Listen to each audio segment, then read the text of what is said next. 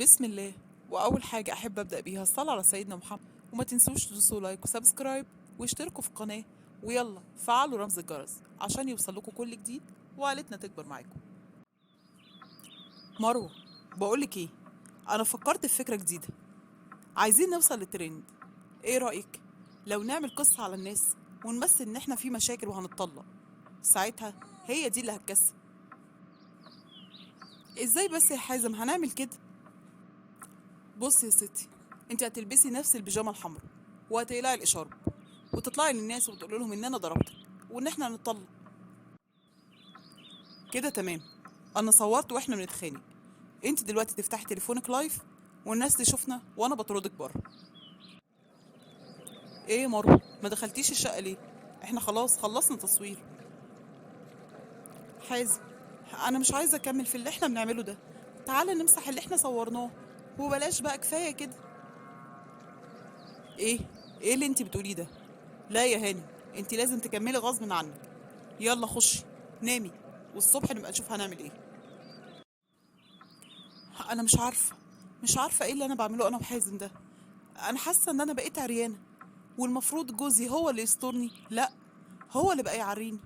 انا عمري ما كنت كده، ولا بابا عمره عمل لنا كده في بيتنا. ايه يا حازم يا ابني ده؟ ايه اللي انت عملته في مروه بنتي ده؟ ازاي تطردها بهدوم البيت وكمان مش لابسه طرحه؟ طب ما كنت تتصل بيا وتقولي اجي احل الموضوع. هي ملهاش اب ولا ايه؟ وانت يا مروه، انت كمان طالعه تشتكي للناس همك؟ ايه يا بنتي، هو انا مت؟ لا يا عمي ما تقلقش.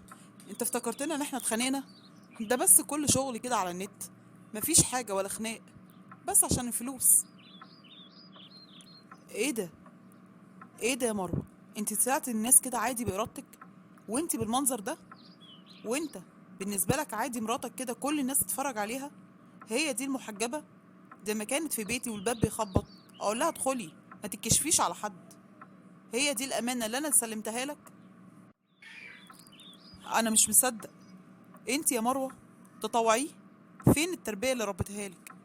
اسمعي يا مروه، انت تدخلي حالا تلمي هدومك وتيجي معايا، يا اما كده يا اما مش عايزه اعرفك تاني.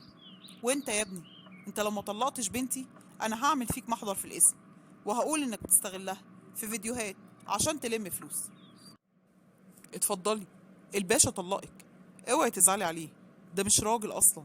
عارفه يا مروه، انت وهو لو كنتوا بتقدموا محتوى هادف انا ما كنتش زعلت. لكن الراجل اللي يخلي مراته تقلع حجابها وتطلع تتعرى قدام الناس، ده مش راجل، ما يتزعلش عليه.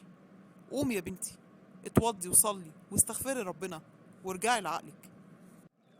الحمد لله، اتطلقت من حازم، وبعديها ربنا كرمني بزوج اسمه شريف، راجل فعلا ونعم الزوج والسند. عشت معاه حياة هادية ومستقرة زي أي ست بتعيش في هدوء وراحة بال مع راجل بيحبها ويصونها. والكل بنت لازم تعرفي تختاري راجل يحافظ عليكي ويصونك، مش واحد يتاجر بيكي ويبيعك. وبكده خلصت لسه حكايتنا ما انتهتش. استنوني في قصة جديدة. بحبكوا قوي.